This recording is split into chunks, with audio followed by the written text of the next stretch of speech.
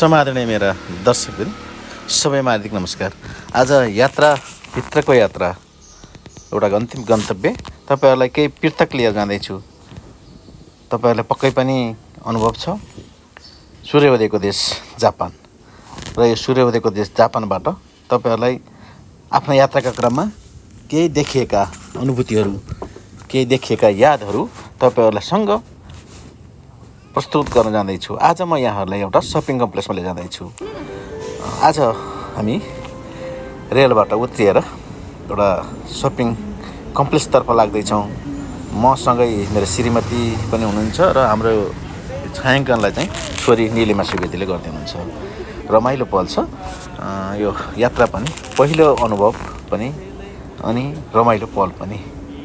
आज हाम्रो गन्तव्य भनेको शपिङ कम्प्लेक्समा हो। यो शपिङ कम्प्लेक्समा हामी अब छिर्दैछौँ। यहाँ देख्दै हुनुहुन्छ यहाँ साइकलहरू पार्किङ गरेर राखिएका छन् र विशेष गरी साइकलहरू विशेष गरी यहाँका बढीभन्दा बढी जनसङ्ख्याहरूले चाहिँ साइकल प्रयोग गर्नुहुन्छ। हामी अहिले शपिङ कम्प्लेक्समा छौँ र यहाँ यस्तो व्यवस्थापन हेर्नुहोस्, ती व्यवस्थापन मिलाएर राखिएको छ। सुपर मार्केट भनौँ, सुपा भन्छ अलि ठुलोलाई चाहिँ यो किनार दोकान, हामीले यहाँ किनार दोकान भनिन्छ भने यहाँ चाहिँ सुपा। एउटा यो खरबुजा तरबुजा, यसको मूल्य एउटाको मूल्य चाहिँ लगभग 1000 येन।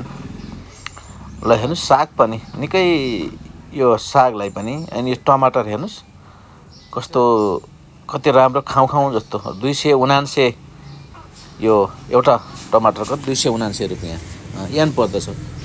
मूल्य पनि त्यहीँ लेखिएको हुन्छ, त्यसमा भ्याट सहित फेरि त्यसमा भ्याट पनि एड गरेको हुन्छ। काँक्रोलाई हेर्नुहोस्, यति मकै ल हेर्नुहोस्, मकै कति राम्रो छ। भेन्टा टमाटर अब तरकारीतिर छ हामी अहिले। ल हेर्नुहोस् प्याकिङ अब सबै हावाहरू निकालेर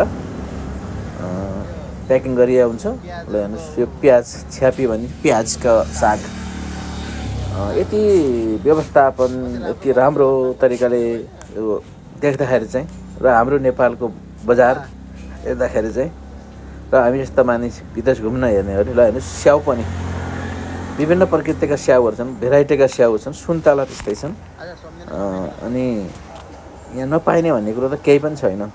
अब एउटा सानो अनुभव, हामीहरूले प्रायः जस्तो नेपालमा सिजनल फुडका रूपमा विभिन्न तरकारी परिकारहरू चाहिँ पाउने गर्छौँ भने यहाँ चाहिँ त्यस्तो हुँदैन। पैसा हुनुपर्छ, कुनै पनि सिजन कुर्नु पर्दैन। ल प्याज कत्रो छन्, ल हेर्नुहोस् त चाइनिज प्याज ल हेर्नुहोस्, बडा प्याज, एउटै प्याजले दुईजनालाई त छाकै पुग्ला जस्तो छ। ल हेर्नुहोस् प्याज पनि कति ठुल्ठुला, हाम्रो यहाँ नेपालमा पनि आउँछ। लसुन यो ल हेर्नुहोस् तरकारीहरूको पनि निकै धेरै आइटमको तरकारीहरू। मकै आहा कति खाउँ लाग्दो मकै, यो स्विट कर्न, यो हेर्नुहोस् गुन्द्रुक जस्तो छ यो हेर्दाखेरि।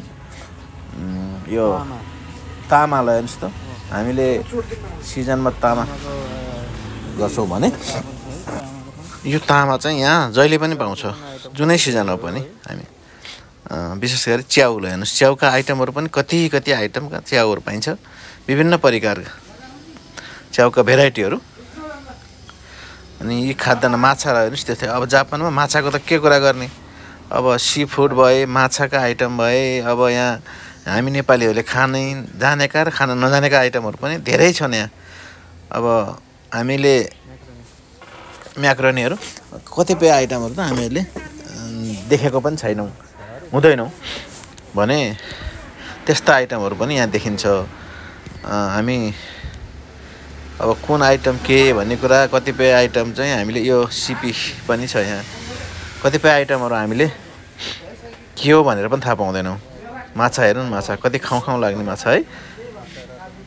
ल हेर्नुहोस् त अनेक प्रकारका माछाहरू, यो माछाहरू पनि अब यी झिङ्गे माछा ल कस्तो मिलाएर बसेको छ, राखेका छन्। हेर्नुहोस् त झिङ्गा पनि कति ठुल्ठुला हुन्।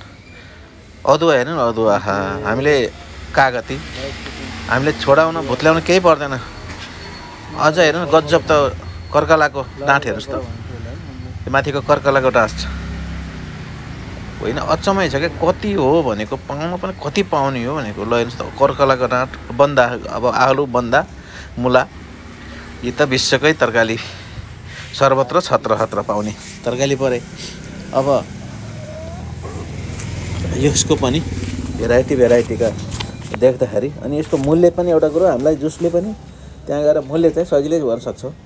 मूल्य चाहिँ लेखिदिएको हुन्छ, आफूसँग पैसा तिर्यो त्यो सामान उठायो, आफूसँग कति पैसा छ त्यो आकलन गरेर चाहिँ हामीले चाहिँ आफ्नो सामान खरिद गर्न सक्छौँ। विभिन्न भेराइटीहरू छ। अहिले विशेष गरी आज हामी खाद्यान्नकै आसपासमा वरिपरितिर छौँ।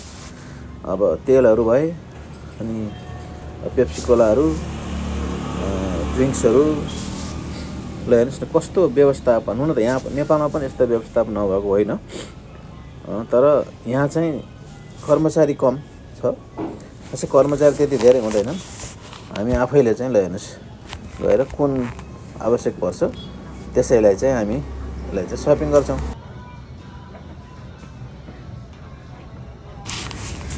यो त भयो आजको हाम्रो यात्रा अन्तर्गतको जापानको यात्रा र जापानमा सपिङको अनुभव। यस्तै भिडियो लिएर म देश तथा विदेशबाट यहाँहरूसँग बेला बेलामा उपस्थित भइरहनेछु। तबसम्मको लागि मलाई पनि माया गरिदिनु होला, मेरो भिडियो पनि हेरिदिनु होला, सेयर पनि गरिदिनु होला, सब्सक्राइब पनि गरिदिनु होला, लाइक कमेन्ट पनि गरिदिनु होला भन्दै आज म यहाँहरूबाट बिदा माग्छु। हवस् त, नमस्कार, आरिगातो गोजाइमास।